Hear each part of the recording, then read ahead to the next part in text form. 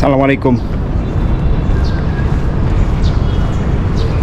Pada hakikatnya tidak ada istilah negara miskin. Yang ada adalah negara yang salah urus.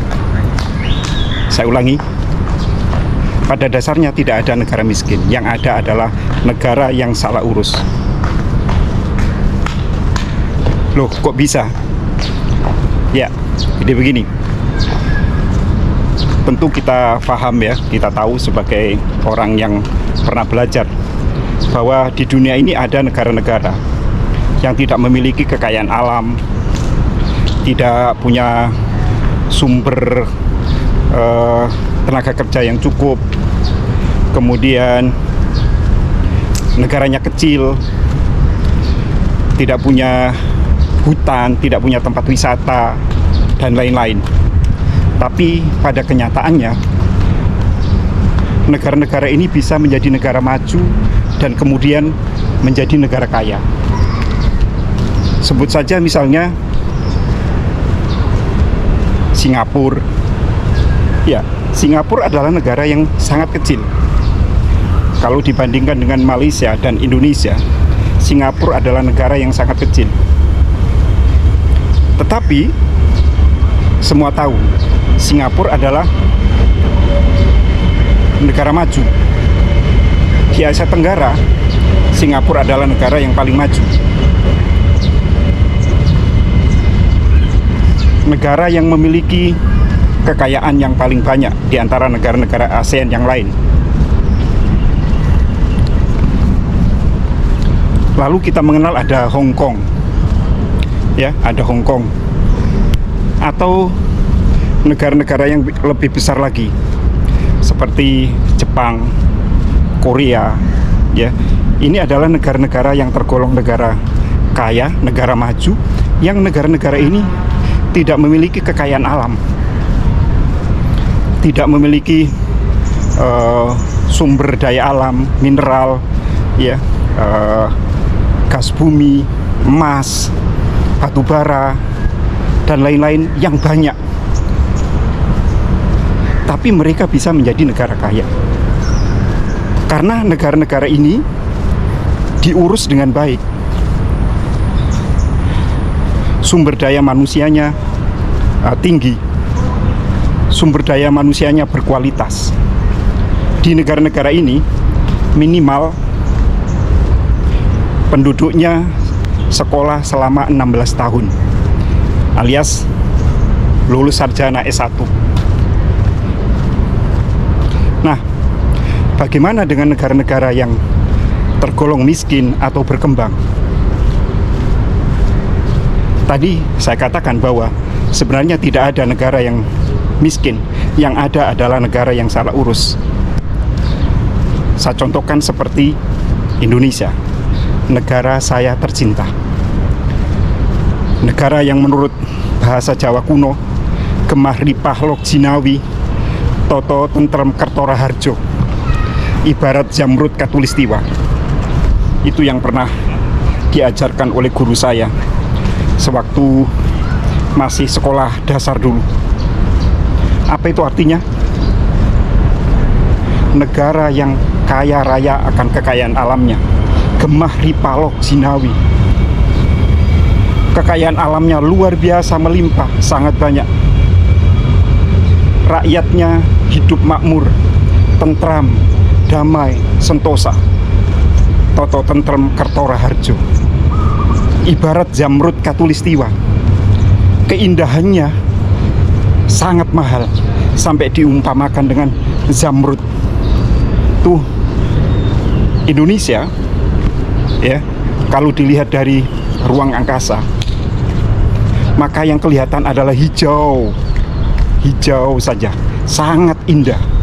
Yang di tengah-tengahnya atau dikelilingi oleh lautan yang biru. Jadi seperti Zamrud Katulistiwa. Tapi itu dulu, zaman nenek moyang kita dulu. Sekarang bagaimana? Nah, ini yang menjadi persoalan. Apakah masih tetap bisa disebut Gemah Ripalok Jinawi Toto Tentrem Kerto Raharjo, ibarat Zamrud Katulistiwa, tentu sangat diragukan. Indonesia yang sampai saat ini memang mulai dari rakyat jelata sampai dengan pejabatnya mengakui bahwa Indonesia itu adalah negara yang kaya raya akan sumber daya alamnya.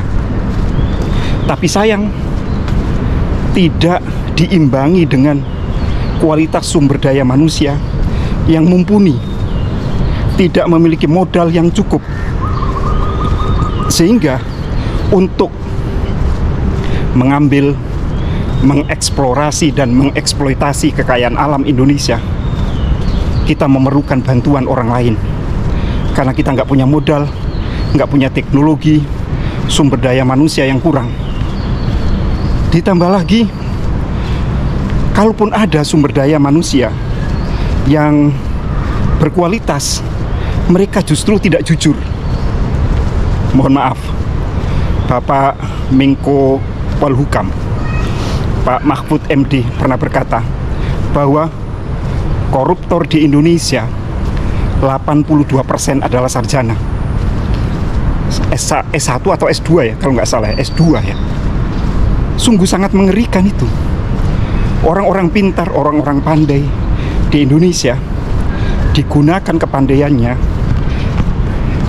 digunakan kepintarannya justru untuk melakukan perbuatan-perbuatan yang justru membuat Indonesia semakin terjerembab dalam jurang kemiskinan. Nah, ini namanya negara yang salah urus, negara kaya yang tidak diurus dengan baik, sehingga negaranya tetap menjadi negara yang miskin, negara yang sudah 79 tahun masih tetap menjadi negara berkembang menengah. Itu sangat disayangkan kalau dibandingkan dengan Singapura tadi, ya, negara yang tidak punya kekayaan alam sama sekali tapi bisa menjadi negara kaya karena Singapura mengetahui apa potensi negaranya, apa potensi warga negaranya, dan apa yang harus diperbuat untuk negaranya yang kecil tersebut. Sebaliknya, kalau di Indonesia, rakyat sampai pejabat tingginya dininak bubukkan oleh kekayaan alam yang melimpah. Ditambah lagi ketidakjujuran, ketidakbecusan rakyat dan pejabatnya dalam mengurus negara. Tentu kita tidak bisa menyalahkan kesalahan itu pada pejabat negara saja atau pemerintah, karena rakyatnya pun sama. Karena pejabat itu juga dipilih dari rakyat. Jika rakyatnya tidak jujur di dalam memilih wakil-wakilnya, tidak jujur di dalam memilih pemimpinnya, yang terjadi ya pemimpinnya sama. Nah, di dalam pemilu ini yang sebentar lagi, tidak lama lagi, tanggal 14 Februari 2024. Ayo gunakan hak pilih kita dengan baik.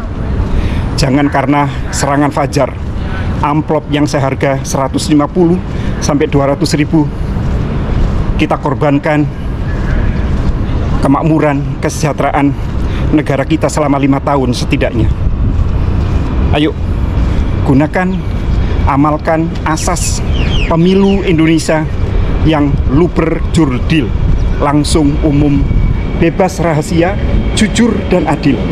Pilih wakil-wakil rakyat, pilih pemimpin kita, presiden, wakil presiden, lalu kemudian gubernur, bupati, wali kota yang baik.